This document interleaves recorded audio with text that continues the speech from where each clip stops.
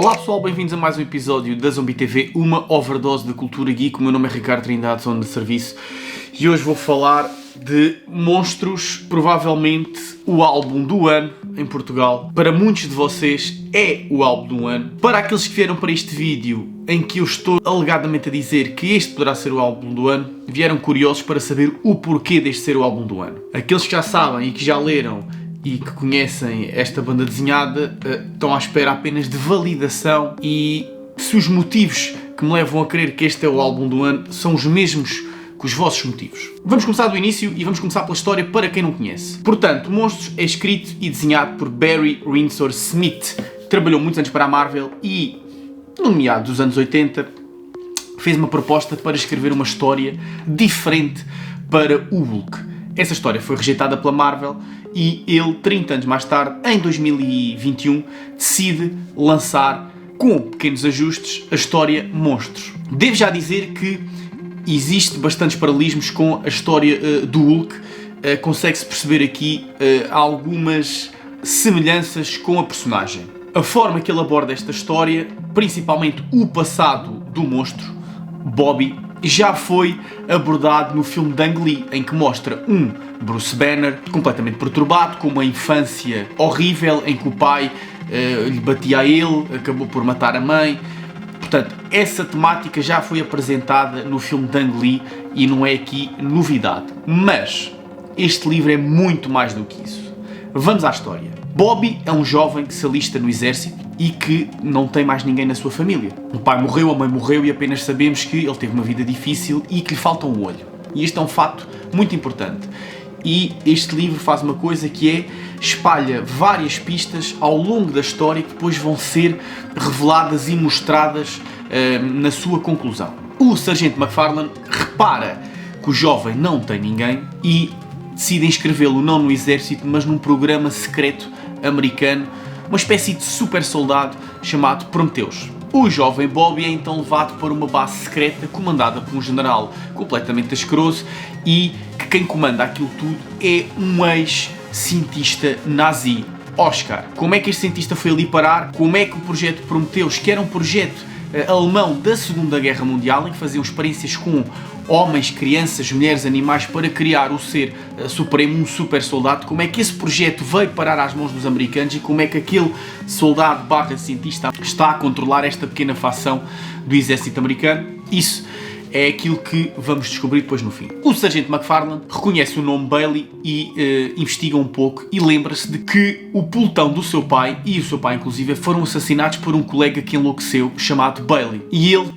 desconfia que esse tal senhor que na Segunda Guerra Mundial matou o seu pai e todo o pelotão e praticou o canibalismo com os seus corpos é, na verdade, o pai de Bobby, o jovem que ele levou para, basicamente, a matança. Ele tem muitos arrependimentos, muitos remorsos, entra numa depressão profunda e decide ir salvá-lo. Percebemos neste ponto que a família de McFarlane, e inclusive a McFarlane, tem poderes, uma espécie de Shining, um poder em que conseguem falar com os mortos, conseguem controlar mentes, o espírito sai do corpo e consegue vaguear. E a sua filha mais nova tem esse poder também, tal como ele e tal como a sua avó. Ele que recorda ainda que quando era novo viu um anjo, uma mulher lindíssima, em que esse anjo lhe deixou uma mensagem numa revista do Super-Homem, quando ele era muito novo, e ele está à procura dessa revista e não encontra. E este é outro ponto muito relevante que vamos depois entender no fim da história.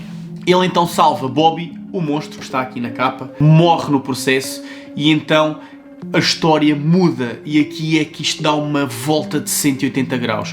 Nós, em vez de vermos o monstro e parte da história a vermos o monstro a fugir do exército americano, passamos o livro praticamente todo a conhecer a infância de Bobby. Vemos que o seu pai veio da guerra completamente traumatizado, vemos que ele era violento para ele e para a mãe, o pai é o responsável por ele ter perdido o olho, o pai acaba por matar toda a família.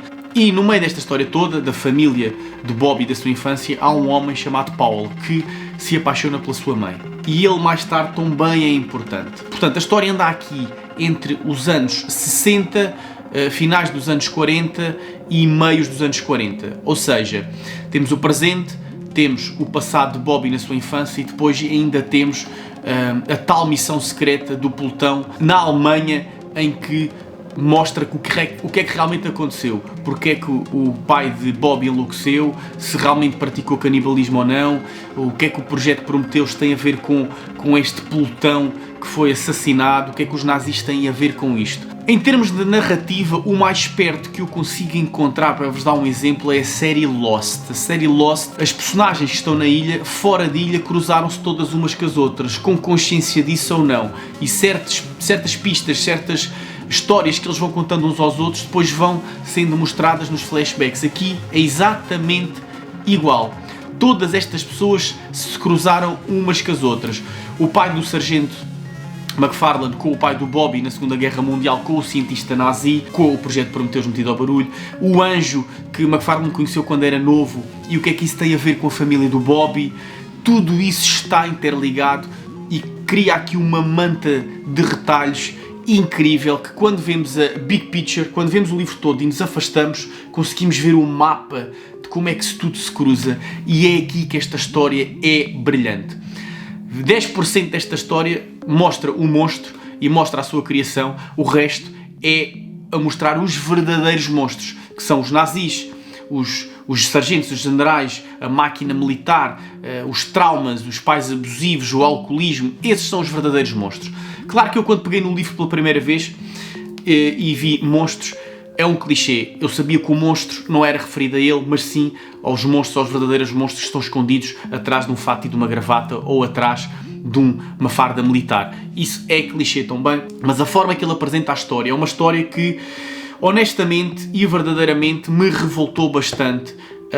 A figura de Tom Bailey, o pai de Bob Bailey, o tal trator do pelotão americano que encontrou ali a loucura no meio da guerra, ele é asqueroso, deu-me vontade física de me levantar do sofá e de esmurrar alguém. Isto é uma tragédia, esta família, e nós vemos as coisas a acontecer e nós já sabemos o que é que vai acontecer porque é falado no presente e sabemos que a família dele vai morrer toda, e cria ansiedade porque nós quase que queremos impedir, entrar dentro da história e impedir que aquilo aconteça, dar um berro às personagens, dizer: epá, acorda, não entres aí. Foi tão vívido para mim esta história nesse sentido.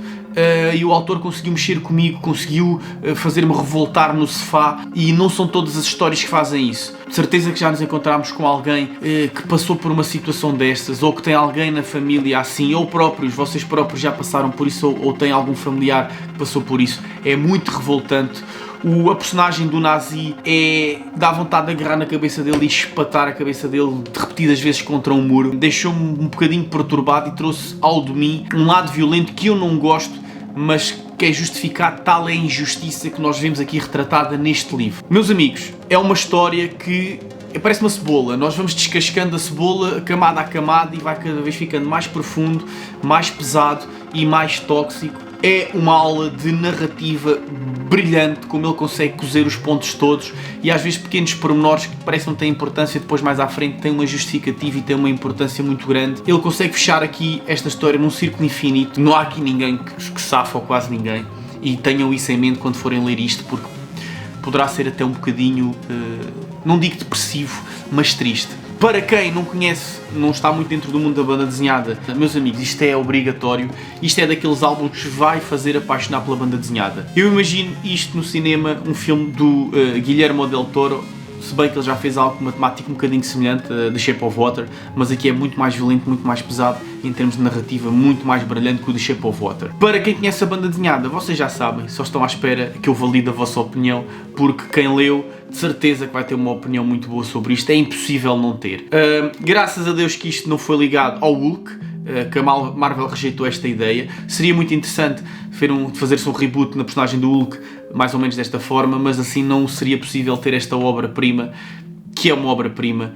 É maravilhoso. A arte, então, as expressões faciais das personagens, os splash pages são brilhantes, o detalhe, os traços, tudo a preto e branco, mas tudo tão expressivo. Consegue-se perceber a ação, consegue-se perceber as personagens, consegue-se perceber o que está a acontecer. Todas elas têm características físicas diferentes, o que permite a leitura. A balonagem às vezes é um bocadinho estranha, confesso. Não segue assim uma ordem muito normal. É um bocadinho difícil de nos habituarmos à leitura, pelo menos eu não estou habituado assim. Não sei se o original é mesmo assim, se foi agora a versão portuguesa que é assim. É um bocadinho diferente daquilo que nós estamos habituados à balonagem, mas brilhante. Eu quanto mais vou falando, mais me vou convencendo que isto será o álbum do ano. Ainda falta muita coisa para sair e saiu muita coisa boa antes, não estou a desvalorizar o que foi feito até agora, mas a G-Floy este ano, na minha opinião, está a entrar com força, entrou com força, tem vindo a publicar muita coisa boa, é a velha G-Floy de volta ao ativo e eu espero que eles tenham muito sucesso e espero que vocês comprem, porque se há livro que merece ser comprado é este. Às vezes é este tipo de coisas que me faz querer abandonar um bocadinho as leituras da Marvel. Claro que tem o seu espaço no meu coração, mas isto é uma leitura tão profunda, tão bela, tão trágica, tão melancólica. Eu senti isto tudo, senti horror, senti nojo. Não consigo descrever, não tenho mais adjetivos, não consigo explicar mais porque é que isto é brilhante. Não faltam-me palavras para descrever isto. É mesmo muito, muito bom. Sendo fãs ou não de banda desenhada, que se vocês gostam de narrativa, se vocês gostam de cinema, de um bom storytelling, está aqui, é isto. Pessoal, obrigado por estarem desse lado, obrigado por apoiarem o canal e não se esqueçam, apoiem, é muito importante, subscrevam, é gratuito, não pagam nada, deixem a vossa opinião nos comentários. Bons filmes, bons jogos, boas leituras. Até à próxima.